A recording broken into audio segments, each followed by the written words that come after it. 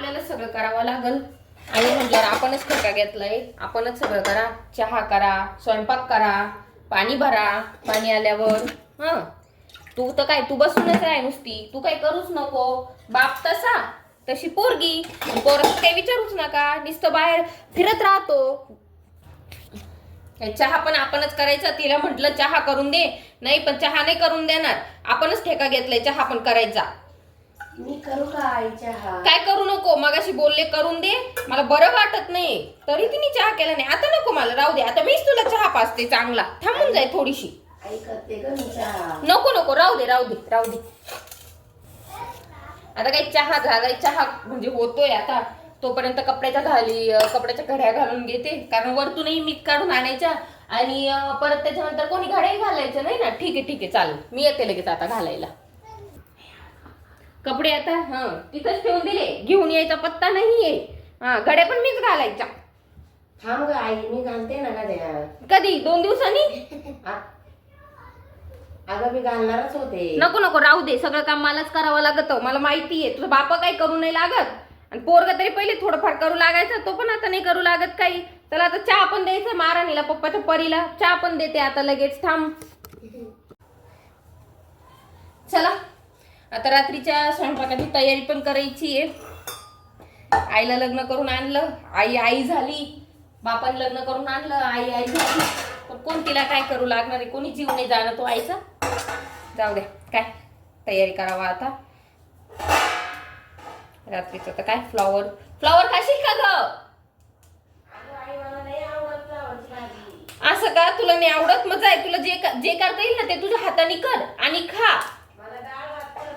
मी नाही करणार डाळ भात वगैरे. आता फक्त फ्लॉवरची भाजी आणि पोळी खाणार की नाही मला सांगून दे, नाही तर मग एक काम कर, तुझ्या हाताने बनव आणि खा. नवऱ्याच्या घरी गेल्यावर समजेल कसं हाताने बनवावं लागतं आणि खावं लागतं. आणि मग सासू सासरे पण सांगतील का चांगलं बनव. इथं आईला कधी मदत केली नाही, तिथं जाऊन काय करणार आहे? तिथं जाऊन पण तुला असंच प्रॉब्लेम होईल की आई येणार नाही काही.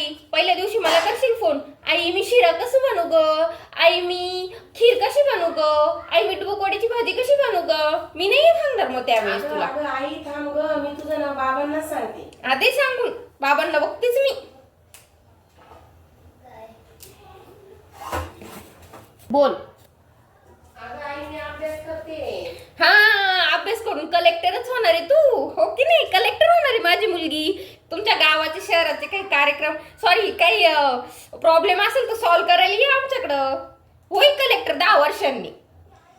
अभ्यासाला घेतलं का मोबाईल, अभ्यासाला घेतलं का मोबाईल. आले मैत्रिणींचे फोन, आले मी फिरायला आले. बाप हायचे पैसा द्यायला आणि हायचे पैसा उडवायला. आईचं काय? आई घाली जुने ड्रेस, झालं. काय अभ्यास वगैरे ते कोरोनाच्या काळात येतं. तुला काय वाटतं मी शिकलेली नाहीये म्हणून? तुला काय वाटतं मी शिकलेली नाही मग मला काही कळत नाही? मला सगळं कळतं. लक्षात ठेव तू. आई आहे तुझ्यापेक्षा 4 पावसाळे जास्तच पाहिले मी. नवरा झाल्यावर समजल. नवऱ्याचा सकाळी टिफिन करा, परत त्याच्यानंतर सासू सासऱ्यांचा नाश्ता करा, परत त्याच्यानंतर अजून चहा करा, परत दुपारचा स्वयंपाक करा, भांडी घासा, धुणं धुवा. हे कोण करणार आहे? त्यावेळेस काय करशील? नवऱ्याला म्हणशील बाई लाव. पप्पाला कसं म्हणती की बाई लावून द्या, नवऱ्याला काय म्हणशील? बाई लाव. नवरा कुठून बाई लावेल? नवरा म्हणेल तुला लग्न करून कशाला आणलं इथे मी? करेल मला फोन आणि सांगेल तुझ्या घराने.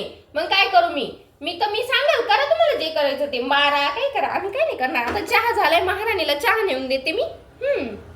मस्त चहा नेऊन देते आता तिला. काय तुम्ही पण या प्यायला चहा. चला महाराणीला चहा द्या. आता चहा झालेला आहे.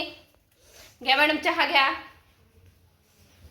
अगं आई, वरण भाताबरोबर मस्त कांद्याचे भजे पण करणार ग. अगं काहीतरी वाटू दे ग पुरी, काहीतरी वाटू दे. सकाळपासून राबते, धुणं धुतलं, भांडे घासले, पाहुणे आले, स्वयंपाक केला. अचानक सांगून आले. पाहुणे पण कधी सांगून येत नाही आपल्या घरी. एवढा स्वयंपाक केला, 5 पकवान त्यांना, वरण भात पोळी भाजी भजे केलेच ना. भजे दुपारी खाल्ले तरी तुला अजून भजे खायचे? बापावरच गेलीये. भजे कर, गोल्या माल कर. असं कसं गोल्या माल? नवऱ्याची तर मिळेल का तुला गोल्या माल? तू बटाट्याचे केले, कांद्याचे कर आता. नाही आता काय मिळणार नाही. आता फक्त फ्लॉवरची भाजी मिळेल. ती खायची असेल तर खा, नाही तर मग राहा.